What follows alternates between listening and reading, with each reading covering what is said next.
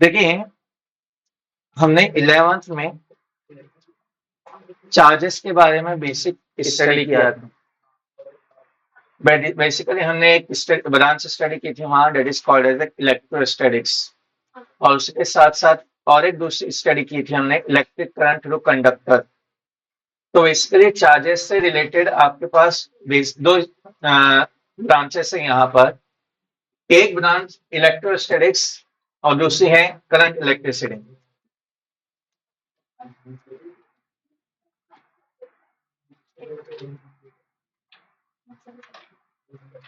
और दूसरी है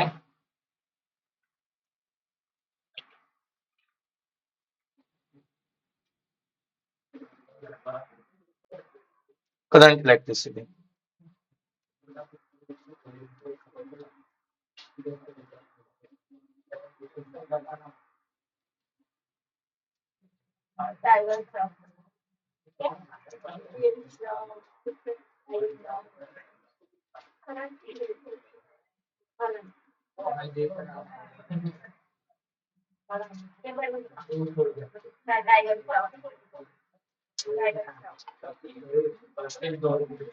So what is electrostatics and current electricity?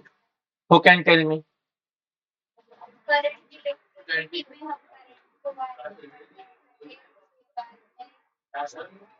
What do you mean by electrostatics and current electricity? Stop discussing.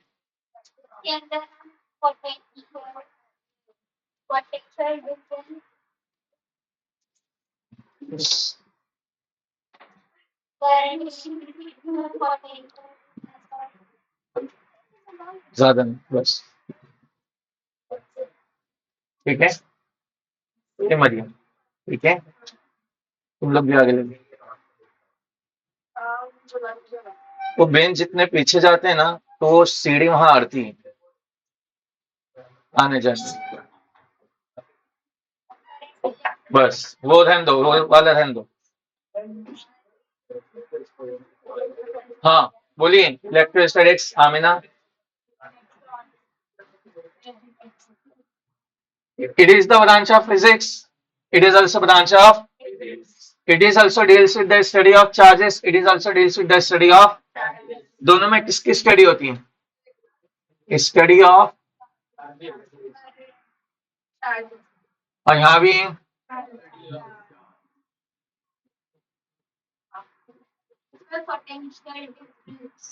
दोनों में difference क्या है? यहाँ चार्जेस की हम स्टडी करते हैं एट रेस्ट। चार्जेस की स्टडी कहाँ करते हैं? यहाँ चार्जेस इन मोशन। दोनों में डिफरेंस समझ में आया? तो इलेक्ट्रोस्टैटिक्स में किसकी स्टडी करते हैं? करंट इलेक्ट्रिसिटी में किसकी स्टडी कर रहे हैं? लेकिन यहाँ चार्जेस की स्टडी है, यहाँ चार्जेस की स्टडी इन। तो जब चार्जेस की स्टडी रेस पर करते हैं तो हम उसका पोटेंशियल कैलकुलेट करते हैं, इलेक्ट्रिक फील्ड कितनी होगी वो कैलकुलेट करते हैं। ये ऑलरेडी हमने पढ़ा है। उसके आगे भी हम लोग पढ़ेंगे 12th में इलेक्ट्रोस्टैटिक्स चैप्टर में। 11th में हमने क्या पढ़ा है? अब चार्जेस अगर मोशन में आ गए मतलब क्या?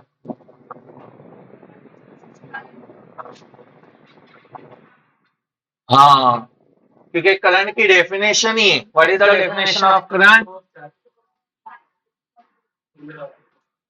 Flow with respect to flow of charges with respect to, या फिर आप इसको कह सकते हो rate of flow of charges. तो मैं इस तरह से लिख सकता हूँ, current I is equal to Q by T, और डिफरेंशिएट फॉर्म में क्या लिखूंगा? I is equal to rate of flow of charges with respect to time. इसको कैसे रीड करेंगे? Rate of flow of charges with respect to, या simply आप कहोगे आई क्या है? Flow of charges with respect to. समझे नहीं समझे? करंट का यूनिट क्या होता है?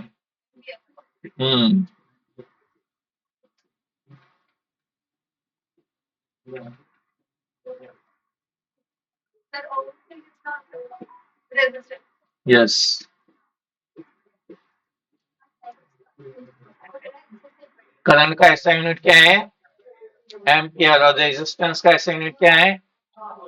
चलिए जब बात ही चल रही है तो थोड़े बेसिक पे भी आ जाता हूं मैं। According to Ohm's law, Ohm's law क्या कहता है, V equal to I R, R क्या है, आर का यूनिट क्या है, ओहम, आई क्या है, करंट का यूनिट क्या है, एम्पियर, V क्या है, पोटेंशियल डिफरेंस, V क्या है, उसका यूनिट वोल्ट, V का unit, V is equal to क्या है, ये उस वक्त होता है जब आपके पास एक्सटर्नल रेजिस्टेंस हो, और वही रेजिस्टेंस को अगर आपने सेल से कनेक्ट कर दिया तो आप V की जगह क्या कैलकुलेट करते हो, EMF, V की जगह क्या कैलकुलेट करते हो, तो करंट तो अभी भी आपका उतना ही फ्लो हो रहा है, कितना I, लेकिन जब सेल कनेक्ट करते हो तो आपका जो एक्सटर्नल रेजिस्टेंस था तो वो तो था ही, अब जो आपने सेल कनेक्ट किया है उसका इंटरनल रेजिस्टेंस भी ऐड हो जाएगा, तो टोटल रेजिस्टेंस क्या हो जाता है, R प्लस, आर क्या है, एक्सटर्नल रेजिस्टेंस, स्मॉल आर क्या है, इंटरनल रेजिस्टेंस। हाँ ये बात समझ में है। तो जब आप सेल कनेक्ट करोगे तो सेल कनेक्ट करने के लिए ओहम्स लॉ क्या हो जाएगा, E is equal to I R plus, जबकि एक्सटर्नली सिर्फ पोटेंशियल डिफरेंस कैलकुलेट करना है तो V इज इक्वल टू क्या होगा, ये ऑलरेडी हमने 11th में स्टडी किया है, नहीं भी किया समझ में आया तो यहाँ भी समझ में आ गया कि ओहम्स लॉ क्या होता है। लेकिन अगर सेल कनेक्ट दिया तो क्या हो जाएगा, ए का यूनिट क्या होगा, वही वोल्ट, क्योंकि V की जगह क्या आ गया, V का यूनिट क्या होगा, ए का भी यूनिट, आई का यूनिट, आर प्लस आर क्या है, total resistance, external resistance plus, तो टोटल रेजिस्टेंस उसका भी यूनिट क्या होगा, समझे नहीं समझे, क्लियर है। अब यहाँ इस चैप्टर में सबसे पहले हम लोग स्टडी करने जा रहे हैं, देखिए बेसिक चीजें ऑलरेडी हमने 11th में स्टडी की हैं, जो जो चीजें लगेगी जैसे रेजिस्टिविटी लगेगी हमें, जो हमने स्टडी किया है 11th में, तो जब लगेगा उसके बारे में मैं आपको एक्सप्लेन कर दूंगा कि रेजिस्टिविटी क्या है, कंडक्टिविटी क्या है, जो जैसे जैसे रिक्वायरमेंट है कि हम लोग उस पर आते जाएंगे। तो सबसे पहले हम लोग यहाँ स्टडी करेंगे Kirchhoff law of current electricity.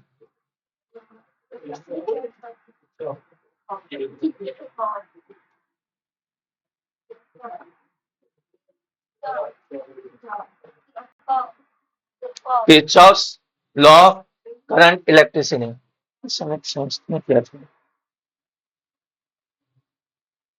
क्या सच होता है ये,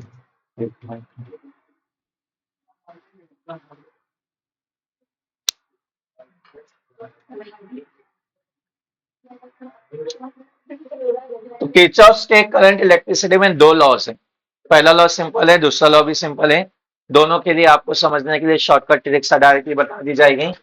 पहला लॉ कहता है, first law,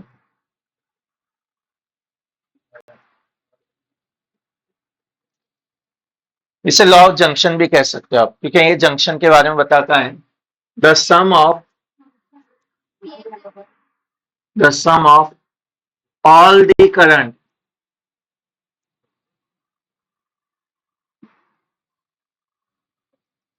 leaving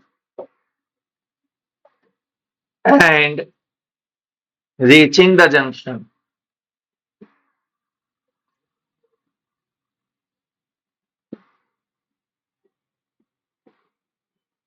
is zero।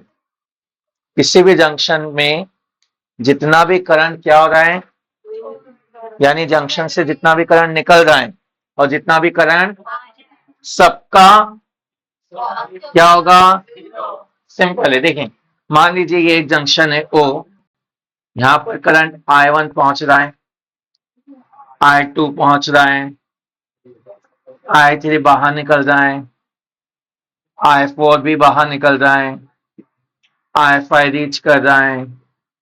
तो आपका लॉ क्या कहता है,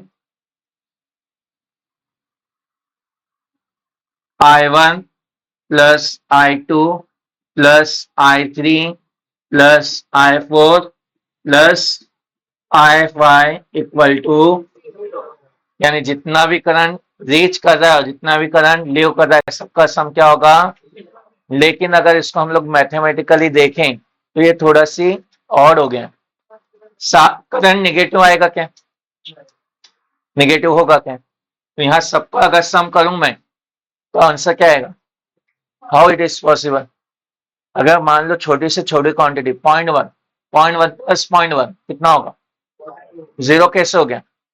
तो इसको मैथमेटिकली करेक्ट करने के लिए हमें यहाँ यूज करना पड़ता है साइन कन्वेंशन। क्या यूज करना पड़ता है, तो साइन कन्वेंशन क्या कहता है, रीचिंग करंट, जो करंट जंक्शन पे क्या कर रहा है Mariam, reaching current is taken as, जबकि जो करंट लिविंग है उसको कैसा लेना है, निगेटिव लेना है, समझा। हाँ तो I1 क्या कर रहा है, तो वो प्लस आएगा, I2 वो भी प्लस आएगा, I3 तो वो क्या हो जाएगा, I4, I5, समझे नहीं समझे। तो इससे मुझे ये बात समझ में आती है, ये -I3 -I4 उधर जाएगा तो मैं ऐसा लिख सकता हूं, I1 plus I2 plus I5 equal to I3 plus, उधर जाएगा तो I3 प्लस, तो I1 plus I2 plus I5 क्या बता रहा है, total current reaching the junction, और I3 प्लस I4 क्या बता रहा है, टोटल करंट लिविंग द, यानी इसका मतलब जितना करंट अंदर जा रहा है जंक्शन में उतना ही करंट जंक्शन से, और करंट क्या होता है, यानी जितने चार्जेस जंक्शन में जा रहे हैं उतने ही चार्जेस जंक्शन से, यानी टोटल चार्ज चेंज हो रहा है क्या, यानी टोटल चार्ज कांस्टेंट है, और ये क्या रिप्रेजेंट कर रहे हैं, चार्जेस क्रिएट हो रहे हैं क्या या डिस्ट्रॉय है क्या, जितने जा रहे हैं उतने ही, इसका मतलब ये टोटल चार्जेस क्या है, कांस्टेंट है, कांस्टेंट है मतलब कंजर्व है, और इसका मतलब ये कौन सा लॉ बता रहा है, law of conservation of, law of conservation of charges.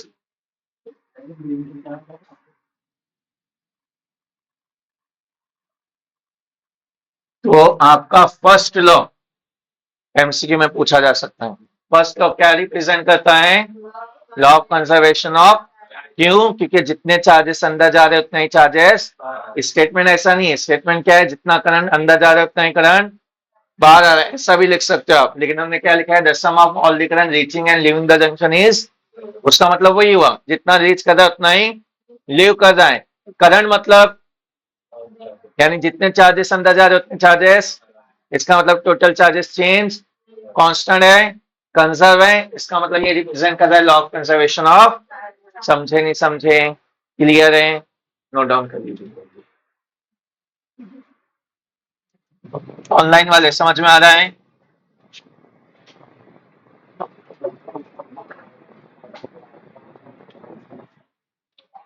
ये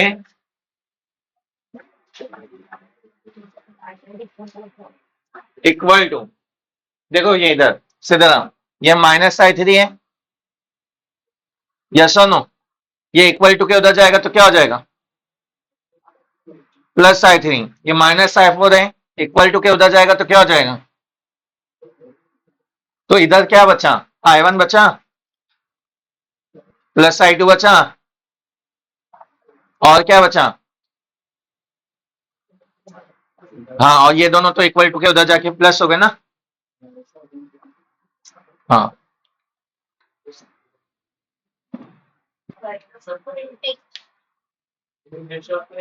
किरचॉफ का second law,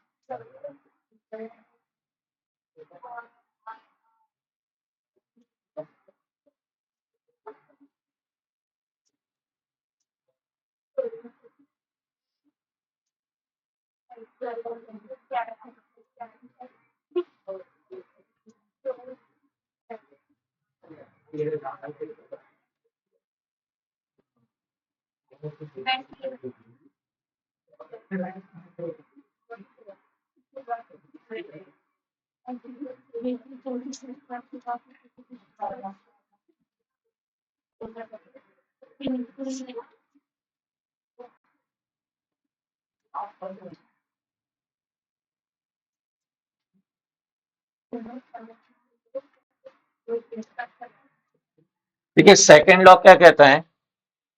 the sum of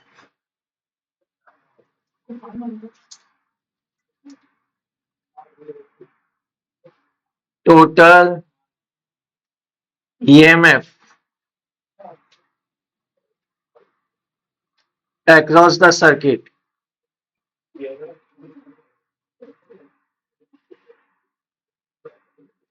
and total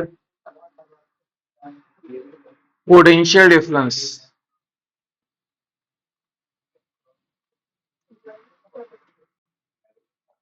across closed circuit डाल दीजिएगा across तो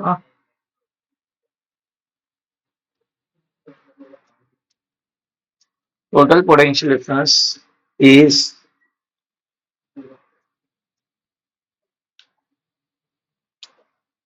स्टॉप राइटिंग। क्या कहा है स्टेटमेंट में? क्या बोला है? टोटल, तो मैं क्या लिखूंगा? टोटल ईएमएफ, मतलब ईएमएफ को किससे डिनोट करता हूं?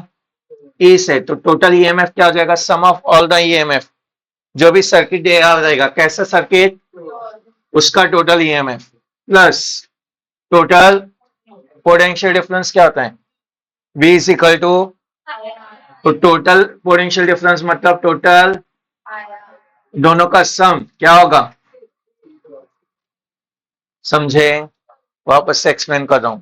The sum of total EMF across the circuit and total potential difference मतलब IR इज, समझे नहीं समझे?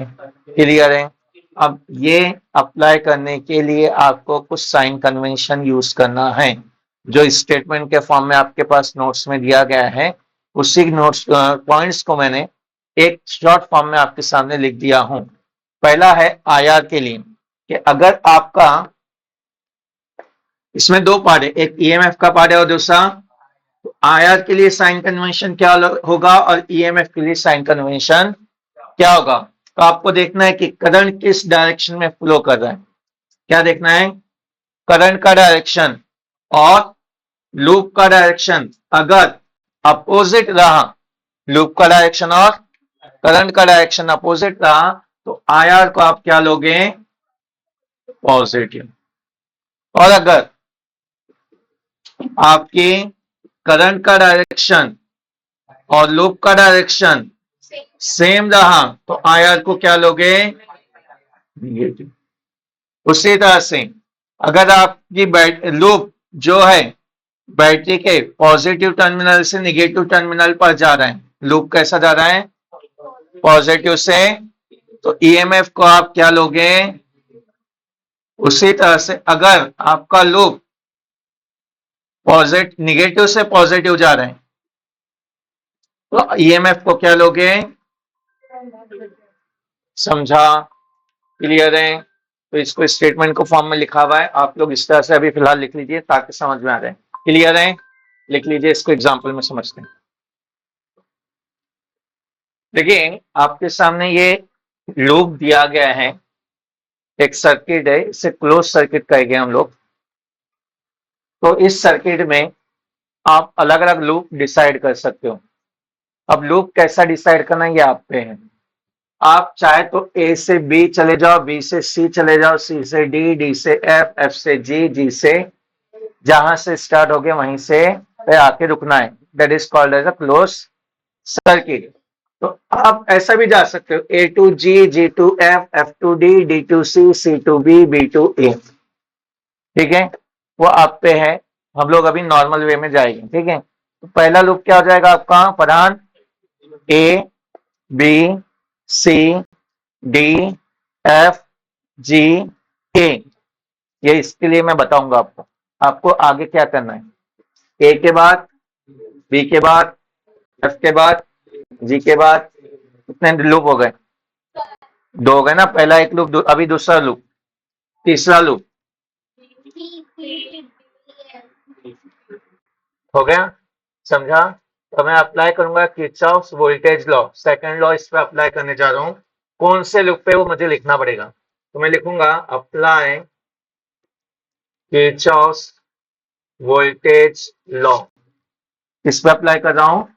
To loop A B C D F G. यहां पे भी छोड़े के चलेगा, लेकिन आपके दिमाग में होना चाहिए कि सर्किट कैसा होना चाहिए, क्लोज होना चाहिए। अब प्रधान जैसा बता रहा हूं वैसा ही बाकी के 2 लूप में आपको करना है। कौन से लूप में आपको करना है? Loop A B F G A and loop B C D F B. ये दोनों आपको करना है, कोई मुश्किल नहीं है, जैसा बता रहा हूं वैसा करना है। 2 चीजें ध्यान देनी है आपको। क्या क्या? एक आयार और दूसरा तो पहले मैं सारे आयार को अलग कर दूंगा, फिर बाद में ईएमएफ की बात करूंगा। पहले आयार की बात करते हैं।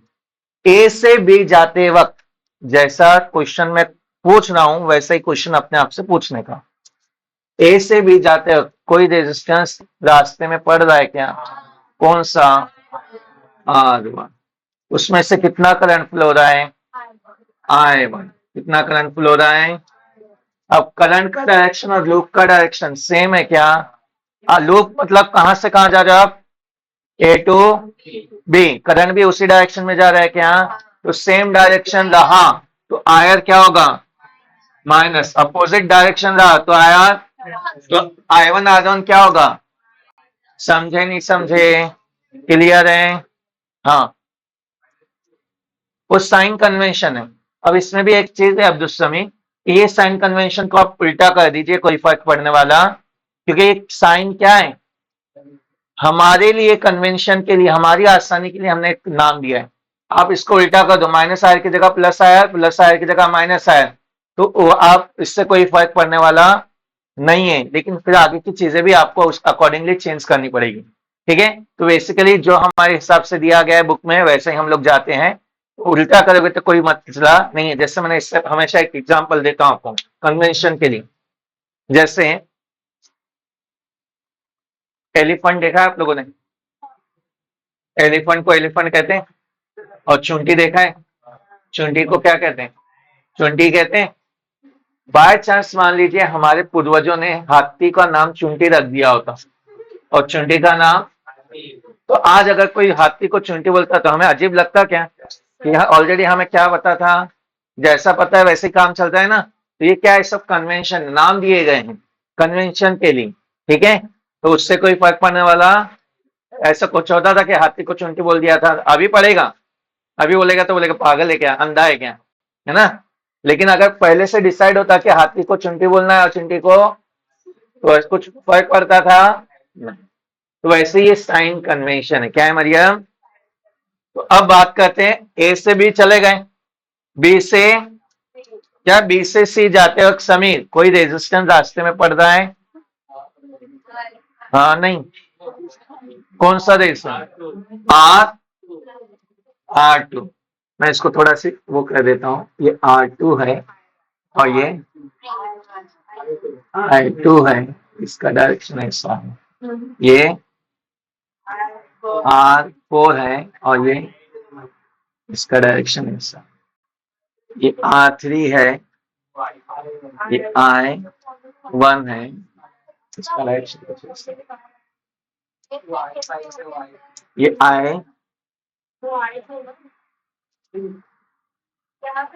है, I1 बराबर है, I1 नहीं आएगा, ये I3 आएगा। इधर I3 ज्यादा है ना, और इधर I2 ज्यादा है, इधर I3 बराबर है। वो समझाता हूं मैं, देखिए समझ लीजिए, वो भी समझ लीजिए। देखिए बैटरी हमेशा करंट कहां से कहां पास करती है? Very good, positive to. Current हमेशा कहां से कहां फ्लो होता है? E1 बैटरी से। कौन सी बैटरी से? Positive to negative. कहां से कहां उमर? तो E1 बैटरी ने करंट कितना पास किया? I1 जैसे ही पॉइंट बी पर पहुंचा वो दो पार्ट में स्प्लिट हो गया, एक R2 की तरफ जा रहा है और एक R5 की तरफ जा रहे हैं। तो R2 की तरफ जो करंट जा रहा है उसको नाम दे दिया, और जो R5 की तरफ जा रहा है उसको नाम दे दिया। तो अगर मैं आपसे पूछूं I2 और I3 का एडिशन क्या होगा? I2 और I3 का एडिशन क्या होगा? I1। क्योंकि I1, ये I2 नहीं है एक्चुअली, वो बाद में बताता हूं। ये I1 इधर जा रहे हैं, वो I2 इधर आ रहा है, ये I1 ही होगा पापा।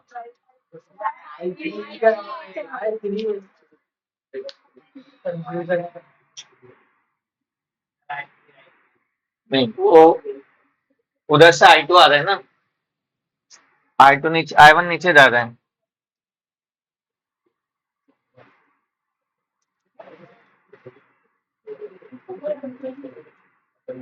I1 इधर से I2, I1 प्लस I2 मिलके I3 बना रहा है, फिर I3 I2 इधर जा रहा है, इधर I1 आ जा रहा है, बराबर है, उधर I2।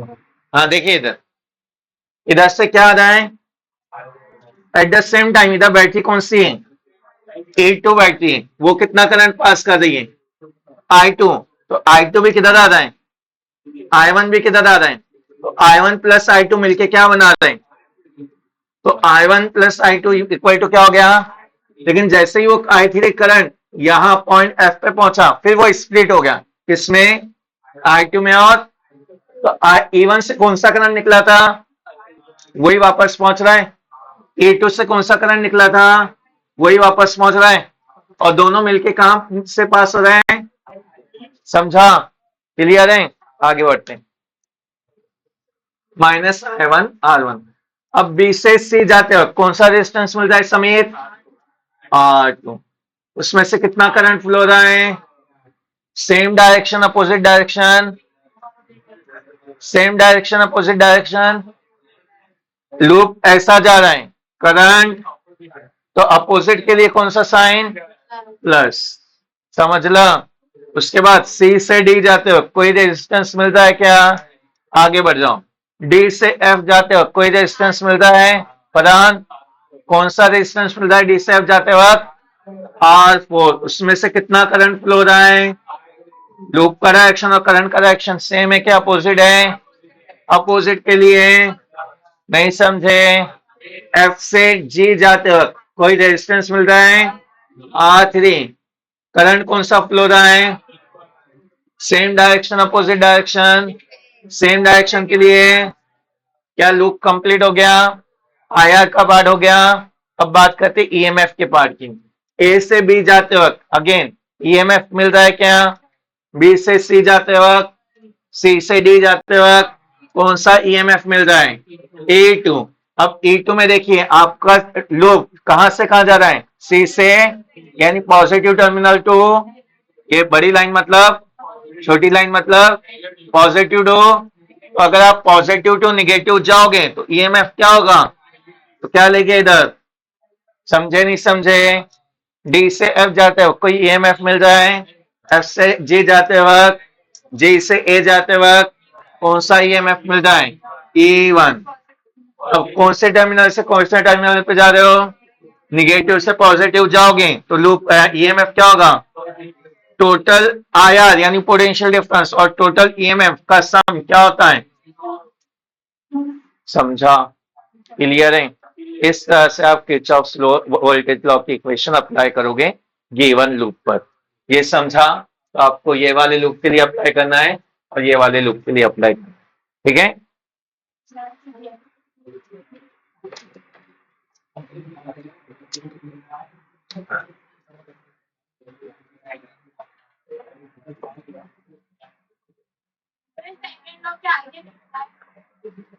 उसी का ये बात, एक सर्किट इनटू नेगेटिव आएगा, सी से डी जा रहा है ना, सी से डी ऐसा जा रहा है ना लूप, और करंट कैसा जा रहा है, सॉरी कौन से टर्मिनल से कौन से टर्मिनल पे जा रहा है, देखना पॉजिटिव, तो पॉजिटिव से निगेटिव जाएगा तो ईएमएफ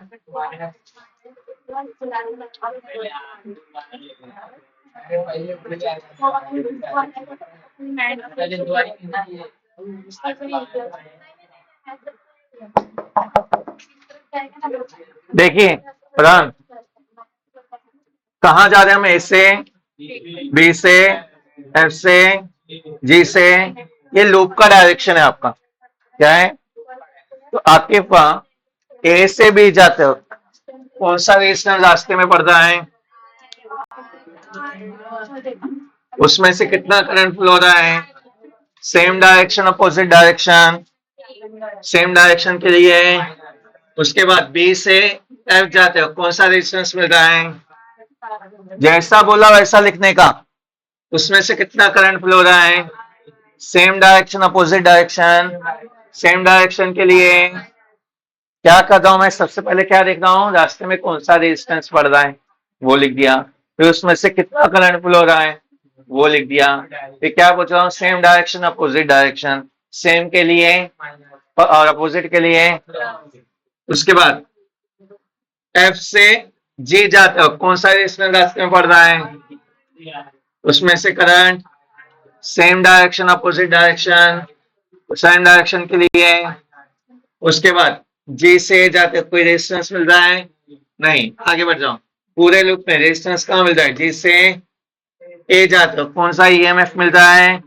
E1, कौन से टर्मिनल से कौन से टर्मिनल, निगेटिव टू, तो निगेटिव टू पॉजिटिव क्या है, इक्वल टू, समझे नहीं समझे, क्लियर है, उसके बाद B C D F B, B से सी जाते हो कौन सा रेजिस्टेंस मिल रहा है, उसमें से current same direction opposite direction, opposite के लिए प्लस, रहने दो आगे बढ़ो, सी से डी जाते हो कोई रेजिस्टेंस मिल रहा है, रेजिस्टेंस डी से एफ जाते हो कौन सा मिल रहा है, R4, उसमें से current same direction opposite direction, opposite के लिए,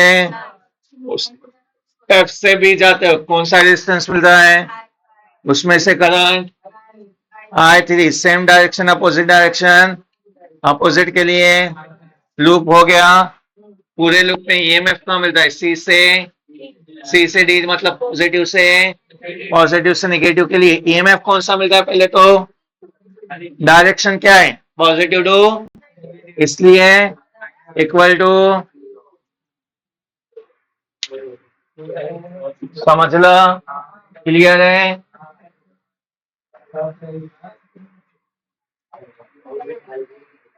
हाँ क्या दिया है क्वेश्चन में, a volt meter has a resistance of, resistance कितना दिया गया है, given R is equal to, what will be its reading when it is connected across a cell of EMF, EMF कितना दिया गया है, and internal resistance, internal resistance small r कितना है, क्या पूछा है, what will be its reading,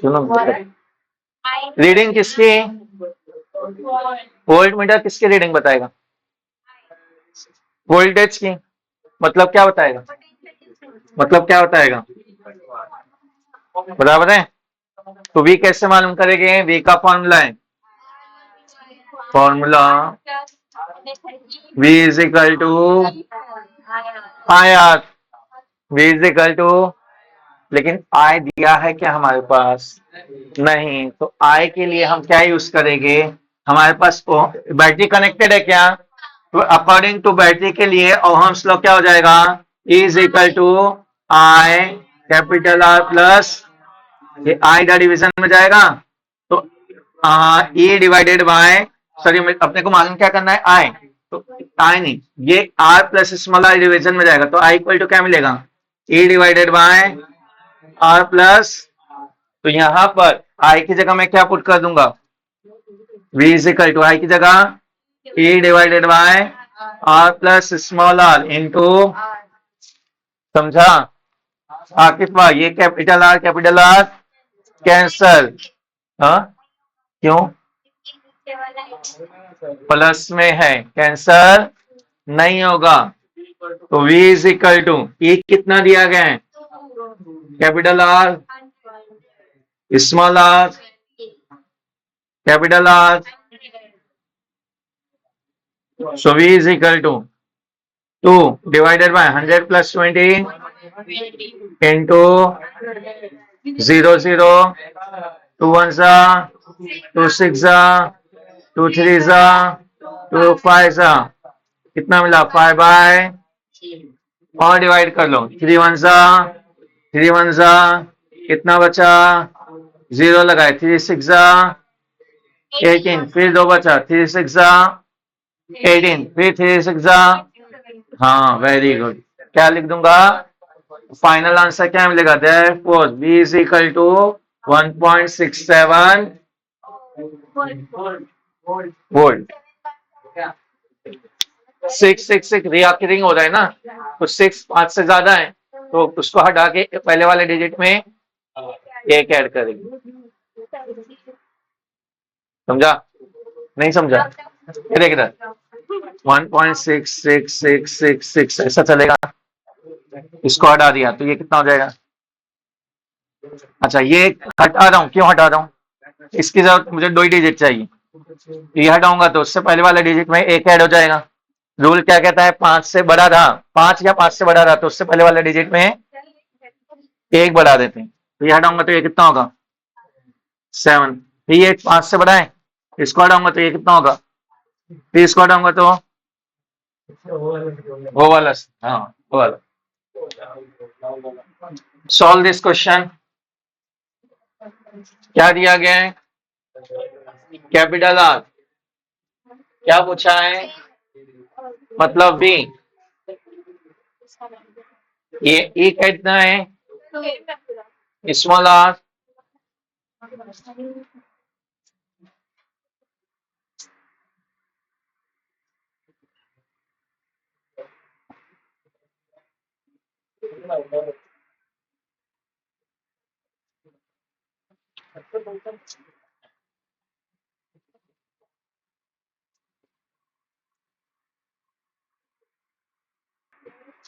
देखिए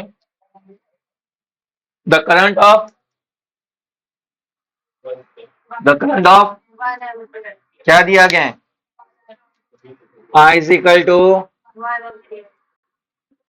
1 ampere flowing through an external resistance of, यानी इसके लिए रेजिस्टेंस कितने रेजिस्टेंस में से फ्लो हो रहा है, when it is connected to the terminals of a cell, और ये रेजिस्टर को किससे कनेक्ट किया गया है, एक बैटरी के टर्मिनल से कनेक्ट किया है, बैटरी के 2 टर्मिनल और पॉजिटिव नेगेटिव, उसमें एक रेजिस्टर लगा दिया है 10 ओम, तो उसमें से कितना करंट फ्लो हो रहा है, this current reduces to, current कितना रिड्यूस हो गया, when the external resistance is, यानी पहले कितना रेजिस्टेंस लगाया था तो कितना करंट फ्लो हो रहा था, अब कितना करंट फ्लो हो रहा है, जबकि रेजिस्टेंस कितना कनेक्ट किया है, फाइंड द इंटरनल, समझना क्या मैंने बैटरी चेंज किया हूं, उसी बैटरी में पहले इतना रेजिस्टेंस लगाया तो इतना करंट फ्लो हो रहा है, और वही बैटरी में वो रेजिस्टेंस निकाल के इतना रेजिस्टेंस लगाया तो इतना करंट फ्लो हो रहा है, यानी बैटरी चेंज, यानी ईएमएफ चेंज नहीं किया है, इसके लिए तो हम स्लोप क्या हो जाएगा, E is equal to I R plus, E is equal to क्या हो जाएगा I1 R1 प्लस, अगर मैंने बैटरी कनेक्ट चेंज नहीं किया तो बैटरी का इंटरनल रेजिस्टेंस चेंज होगा क्या, इंटरनल रेजिस्टेंस जितना के और बैटरी का ईएमएफ जितना के, इसके लिए इक्वेशन क्या लिखूंगा, हाँ बोलो, E इज इक्वल टू समझ लो, क्लियर है। इधर भी ई है, इधर भी, क्या दोनों के ये पार्ट। ओहम्स लॉ बैटरी के लिए क्या कहता है? वो रेजिस्टेंस के लिए, बैटरी के लिए बी की जगह ए और कैपिटल आर की जगह R plus small r, capital R की जगह। तो पहले मैंने कितना करंट फ्लो रहा है और रेजिस्टेंस कितना है? मान लीजिए एक बैटरी, ठीक है, इसमें मैंने एक रेजिस्टेंस लगा दिया, इसका ईएमएफ कितना है? X volt, what ever it be. कितना रेजिस्टेंस लगाया मैंने इसमें? R1। तो R1 रेजिस्टेंस लगाया तो उसमें से कितना करंट फ्लो हो रहा है? I1। और बैटरी का जो इंटरनल रेजिस्टेंस है वो कितना है? R मान ले तेरा Y ओहम। अभी वही बैटरी, कुछ चेंज नहीं किया मैंने, ईएमएफ भी उतना ही और इंटरनल रेजिस्टेंस भी।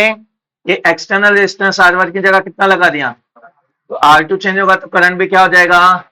चेंज हो जाएगा। तो ओहम्स लॉ क्या कहता है? E is equal to I R plus small r. तो पहले के इसके लिए ईएमएफ चेंज हो रहा है क्या? करंट कितना है? External resistance. बैटरी चेंज नहीं किया तो इंटरनल रेजिस्टेंस भी चेंज। उस सेकंड केस में मैंने क्या चेंज किया? रेजिस्टेंस। बैटरी चेंज नहीं किया हूं, इसलिए क्या लिखा हूं? ए। और बैटरी चेंज नहीं किया हूं इसलिए और क्या लिखा हूं? Small are. स्मॉल आर क्या होता है समझ में आ रहा है? जैसे मैं बैटरी यूज करता हूं, हम लोग यूज करते हैं ना, बैटरी में जो एसिड वगैरह डालते हैं, तो उसकी वजह से क्या होता है, अंदर जो भी रॉड होती है उसका डिके की वजह से इंटरनल रेजिस्टेंस प्रोड्यूस होता है, that is denoted by small r. तो इसके लिए मैंने क्या लिखा? I2 से चेंज क्या हो रहा है? I1 R1 और I2 बाकी सब सेम है। इधर भी E है, इधर भी E है, तो इसका राइट हैंड साइड और इसका राइट हैंड साइड में इक्वेट कर सकता हूं, तो क्या मिलेगा? I1 इधर बराबर है, I1 कितना है? बैटरी चेंज की है तो फिर चेंज हो जाएगा।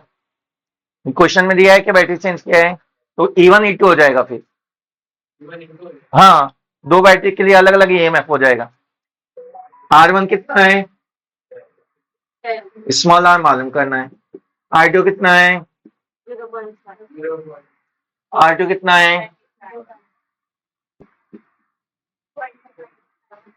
बराबर है। ये वन अंदर मल्टीप्लाई करो, 1 into 10 plus 1 into R, 0.5 into 2.5 25 और 60 प्लस, बराबर है। ये 10 इधर प्लस में, इधर क्या है? 12.5। ये 10 उधर जाएगा तो इधर क्या बचा? ये 0.5 इधर प्लस में, इधर आएगा तो R माइनस 0.5 R। एक R में से आधा आ गया, आप नहीं समझा। R माइनस 0.5 R, ये समझा कितना है? समझा कैसा है? अरे अच्छा देख, इधर एक R कॉमन ले लें, यहां से R कॉमन निकल गया, क्या बचा? माइनस, इधर R कॉमन निकल गया, क्या बचा? 1 माइनस 0.5। हाँ ठीक है। ये 12.5 माइनस 10, समझा कि नहीं समझा? 12.5 माइनस 10 2 पॉइंट, ये 0.5 डिवीजन में जाएगा। R is equal to 2.5 divided by 0. Decimal point के बाद कितने डिजिट हैं?